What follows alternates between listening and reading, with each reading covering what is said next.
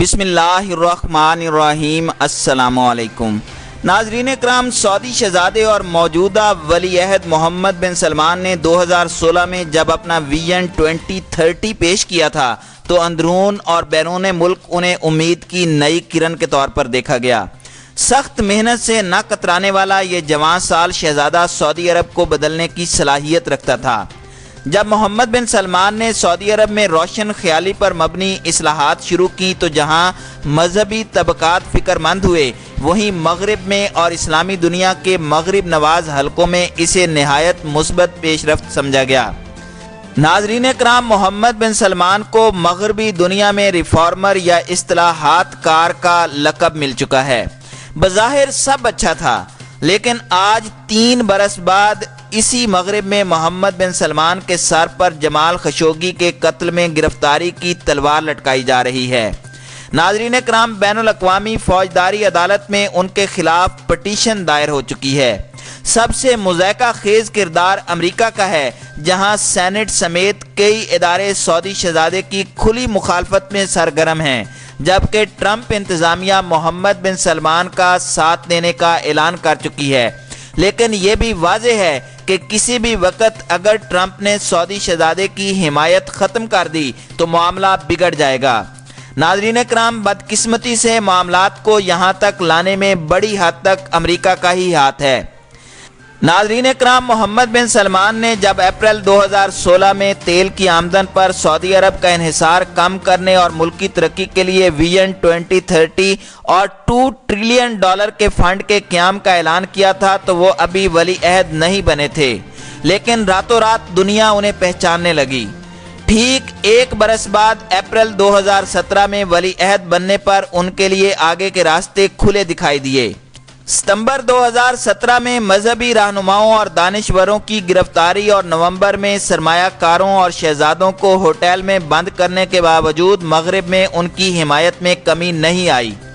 ان 2 بڑے اقدامات کے کچھ ہی عرصے بعد مارچ 2018 میں محمد بن سلمان نے مغرب کا ہفتوں طویل دورہ کیا، جس میں وہ امریکی صدر ڈونلڈ ٹرمپ کے علاوہ امریکی سرمایہ کاروں اور بااثر شخصیات سے بھی ملے۔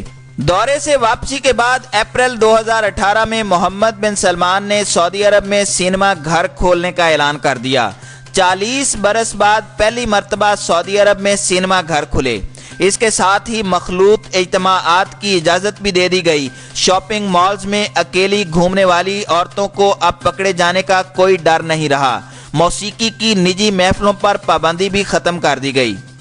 ناظرین کرام، بظاہر سب ٹھیک جا رہا تھا، لیکن یہاں سے ہی کشمکش کا آغاز ہوا۔ مئی 2018 میں سعودی حکام نے سول سوسائٹی کی کئی خواتین کو گرفتار کر لیا۔ ان میں لوجین الحزلول سب سے زیادہ مشہور ہوئیں۔ لوجین سعودی عرب میں عورتوں کو ڈرائیونگ کی اجازت دینے کے لیے کئی برسوں سے مہم چلا رہی تھیں۔ سعودی حکام نے خواتین کو ڈرائیونگ کی اجازت دے دی، لیکن ساتھ ہی لوجین اور دیگر خواتین کو گرفتار کر لیا گیا۔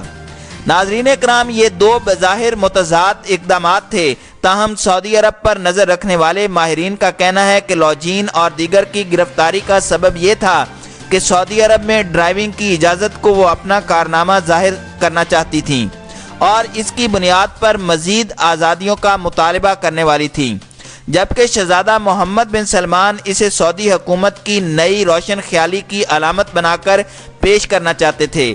لہٰذا خواتین کو ڈرائیونگ کی اجازت تو مل گئی، لیکن لوجین تاحال سعودیہ جیل میں ہیں۔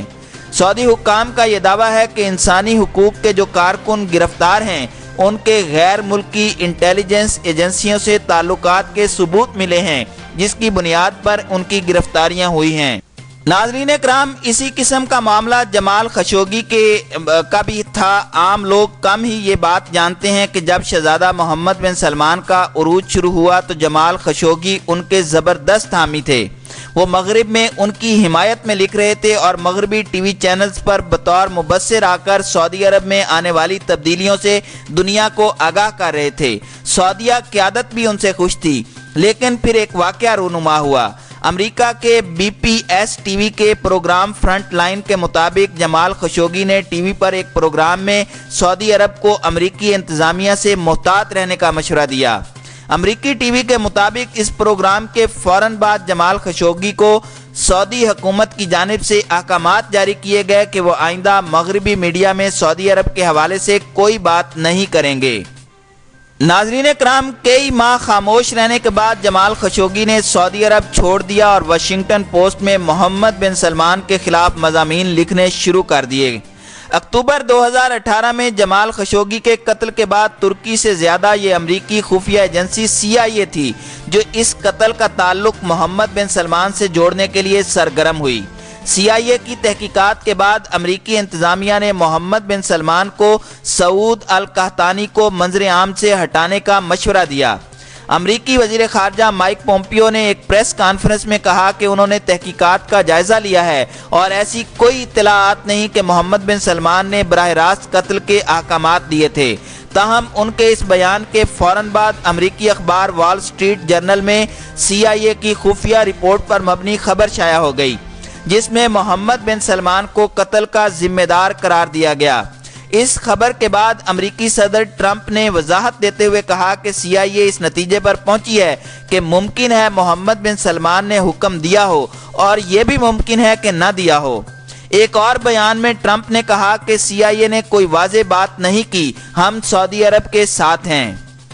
ناظرین کرام، امریکی انتظامیہ کی اس مبہم پوزیشن نے سعودی عرب کے لیے ایک مشکل صورتحال پیدا کر دی ہے کیونکہ امریکی کانگریس اور امریکی میڈیا سعودی شہزادے کا پیچھا چھوڑنے کو تیار نہیں ہے۔ خشوگی کے قتل کو 1 برس مکمل ہونے سے پہلے BPS TV کے پروگرام فرنٹ لائن میں محمد بن سلمان پر 2 گھنٹے طویل دستاویزی فلم نشر کی گئی جو بعد میں YouTube پر بھی دستیاب کر دی گئی۔ ایک اور ٹی وی چینل CBS نے محمد بن سلمان کا انٹرویو لیا جس میں محمد بن سلمان نے بطور سربراہ مملکت جمال خشوگی کے قتل کی ذمہ داری قبول کی، تاہم انہوں نے کہا کہ انہوں نے اس قتل کے احکامات جاری نہیں کیے تھے۔ ناظرین کرام، جولائی 2019 میں امریکی قانونی فرم نے بین الاقوامی فوجداری عدالت میں پٹیشن دائر کی جس میں استدعا کی گئی ہے کہ سعودی ولی عہد کے خلاف خشوگی کے قتل اور انسانیت کے خلاف دیگر جرائم پر مقدمہ چلایا جائے۔ ایک دوسرے ملک میں سعودی قونصل خانے کے اندر ہونے والے اس قتل کی اتنی زیادہ بین الاقوامی اہمیت ہے کہ اقوام متحدہ کی رپورٹ میں بھی محمد بن سلمان اور دیگر حکام کے خلاف تحقیقات کا مطالبہ کیا جا چکا ہے۔ ناظرین کرام، سعودی عرب کے سر پر یہ تلوار لٹکانے سے امریکہ کیا فوائد سمیٹے گا اس کا اندازہ لگانا مشکل نہیں، لیکن فی الوقت امریکی صدر ڈونلڈ ٹرمپ ذاتی حیثیت میں سعودی عرب سے خوب مال بٹور رہے ہیں۔ یہ دعویٰ امریکی ویب سائٹ ووکس نے ستمبر میں اپنی ایک رپورٹ میں کیا ہے۔ ناظرین کرام، اس بات میں کوئی شبہ نہیں کہ سعودی عرب کے اندرونی اور بیرونی چیلنجز میں پچھلے کچھ عرصے میں خوب اضافہ ہوا ہے۔ سعودی عرب ان مسائل سے کیسے نکلتا ہے یہ وقت ہی بتائے گا۔ سعودی قیادت کو فوری طور پر کوئی بڑا خطرہ لاحق نہ ہونے کے باوجود کئی طرح کی فالٹ لائنز موجود ہیں جن کی تعداد میں حالیہ برسوں میں اضافہ ہوا ہے۔ سرزمین حجاز کے لیے پورا عالم اسلام فکر مند اور دعا گو رہتا ہے۔